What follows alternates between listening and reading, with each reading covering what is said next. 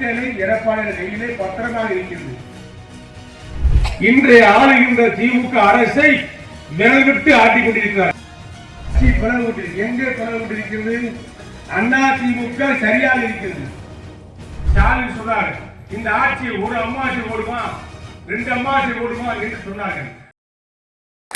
அண்ணா திமுக பொதுச் செயலாளர் இன்றைய சட்டமன்ற எதிர்க்கட்சி தலைவர் எடப்பாடியார் இன்றைய ஆளுகின்ற திமுக அரசை விரல் விட்டு ஆட்டிக் கொண்டிருக்கிறார். கணிலே ஆட்சியாளர்களால் பதில் சொல்ல முடியவில்லை, முதலமைச்சரால் பதில் சொல்ல முடியவில்லை.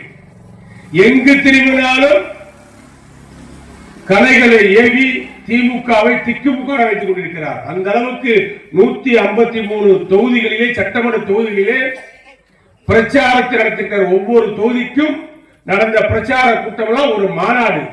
அவர் ஒரு சாமானியனாக அறியப்பட்டவர், தெரியப்பட்டவர். ஆனால் சரித்திரத்தில் இடம்பெறக்கூடிய அளவுக்கு வலுவான நல்ல செயல்களை செய்த காரணத்தினால் இன்றைக்கு தலைவனாக உயர்ந்திருக்கிறார். எடப்பாடியார் எதை செய்தாலும் அதில் ஒரு ஒழுங்கு இருக்கும், எந்த காரியத்தை எடுத்தாலும் அதில் ஒரு நேர்மை இருக்கும், எந்த திட்டத்தை திட்டினாலும் அதில் ஒரு சமதர்மம் இருக்கும். இதுதான் எடப்பாடியாருடைய கொள்கை. ஆகவே தான் இன்றைக்கு சாமானியனாக பார்க்கப்பட்ட எடப்பாடியார் இன்றைக்கு சரித்திரத்தில் இடம்பெறக்கூடிய அளவுக்கு திட்டங்களை கொண்டு வந்து ஒரு முதலமைச்சராக இருந்த காரணத்தினால்தான் அவருடைய ஆட்சி, அதிமுக ஆட்சி, எடப்பாடியார் ஆட்சி, அம்மாவுடைய ஆட்சி, எம்ஜிஆர் ஆட்சி வர வேண்டும் எடப்பாடியார் தலைமையில் என்று மக்கள் பேசுகின்ற அளவுக்கு இன்றைக்கு வந்திருக்கிறது. சொல்லுவார்கள், கட்சி பிளவு எங்கே பிளவுபட்டிருக்கிறது? அதிமுக சரியாக இருக்கிறது. அதிமுகவை குறை சொல்லிக் கொண்டே இருப்பவர்கள் இப்போதும் குறை சொல்லுகிறார்கள். அவர்களை பற்றி கவலைப்பட வேண்டியதே கிடையாது. நெட்டலை எடப்பாடி கையிலே பத்திரமாக இருக்கிறது. அனைத்து இந்திய அண்ணா திராவிட முன்னேற்ற கழகம் என்ற கட்சி எடப்பாடி கையிலே பத்திரமாக இருக்கிறது. 2 கோடி அதிமுக தொண்டர்கள் எடப்பாடியார் சுற்றி பக்கபலமாக பாதுகாப்பாக இருக்கிறார்கள். தேர்தல் வர இருக்கிறது. 2026 ஏப்ரல் மாதம் தேர்தல் வந்துவிடும். மே மாதம் 5ஆம் தேதி செயின்ட் ஜார்ஜ் கோட்டையிலே முதலமைச்சராக எடப்பாடியார் பதவியேற்பார். டிசம்பருக்கு பின்னால் ஜனவரி 26 ஜனவரியிலேயே திமுகவுடைய நேர காலம் இறங்கிவிடும். திருநெல்வேலி மாவட்டத்தில் 7 தொகுதிக்கு 7 தொகுதிகளிலும் அதிமுக வெற்றி பெறும். எடப்பாடியார் விரல் நீட்டுகின்ற வேட்பாளர் வெற்றி பெறுவார்.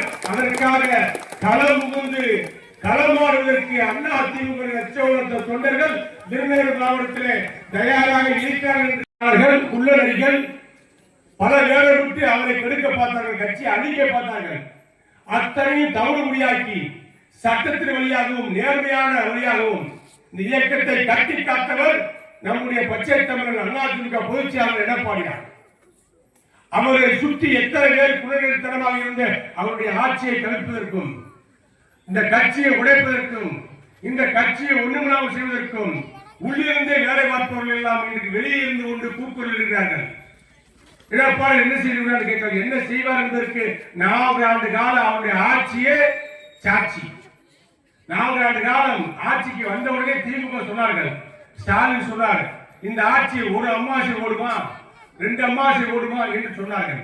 4 ஆண்டு காலம் முழுமையாக ஆட்சி செய்த முதலமைச்சராக எடப்பாடியார் இருந்தார். இன்றைக்கு இவர் கட்சியை நடத்த முடியுமா சொன்னார்கள்.